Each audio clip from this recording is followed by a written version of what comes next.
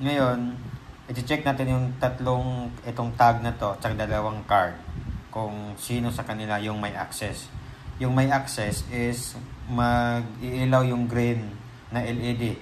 Tapos magbabase ng saglit lang, mga half a second.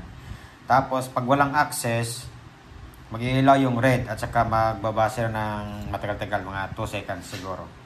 Okay, let's start. Itong tag. So, ibig sabihin yan, may access to. Then, itong pangalawa. So, may access din. Kasi nag-ilaw yung green. Tapos ito. So, itong pangatlo is walang access. Try ulit.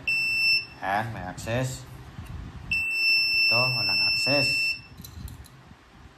Ito, may access. Okay.